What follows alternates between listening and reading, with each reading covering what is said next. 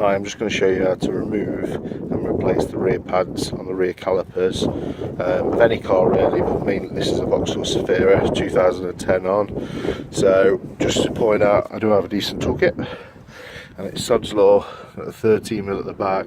Won't actually sit on because it's too wide, because you've got the brake line there.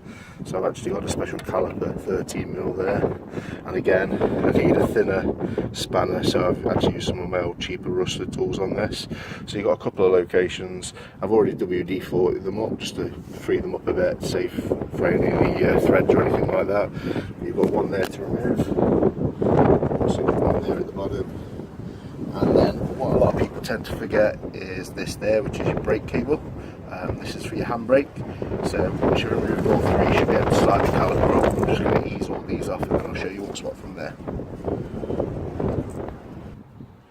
So I just thought I'd zoom in and show you this part. So this is the handbrake cable. As you can see, I've got a set of mole grips underneath. I'm just gently prising it up, and then I'll use a screwdriver just to pop it off. Just popped it out with a screwdriver.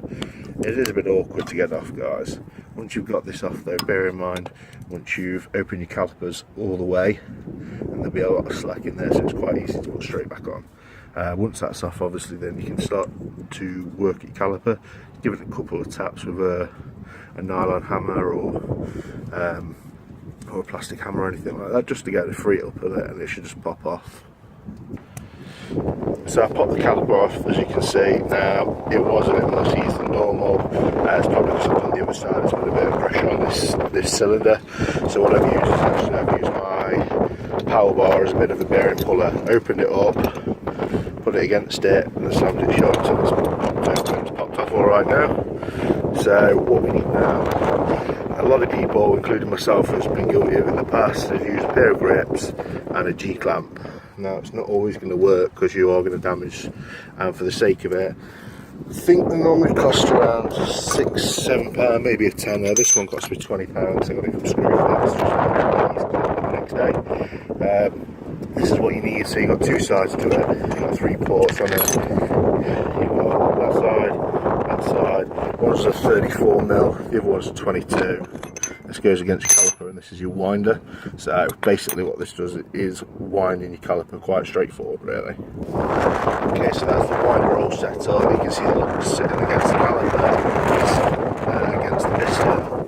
Obviously the brake bar is set against the caliper, and you just wind it clockwise. It forces the caliper. Now just turn it at the same time.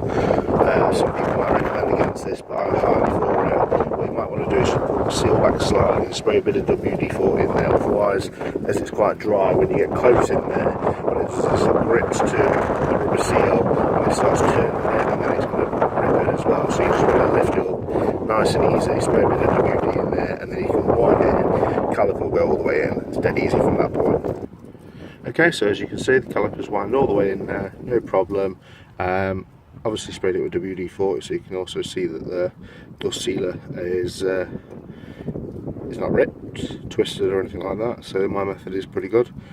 All what's left really is to take the old pads off, give it a good wire wooling all around all this area, same at the top, and then a bit of copper grease on, and then locate your new pads.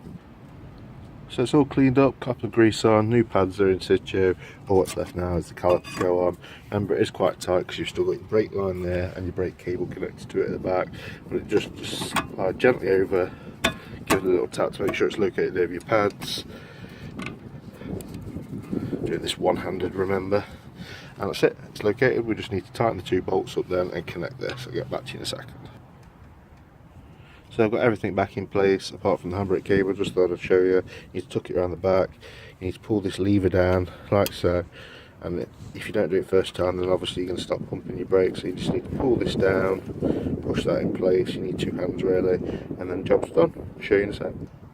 As you can see, I've pried it in. Next place, obviously just let go of the screwdriver now, and that's it, job done.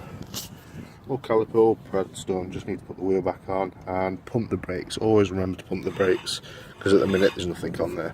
Alright, hope you enjoyed the vid.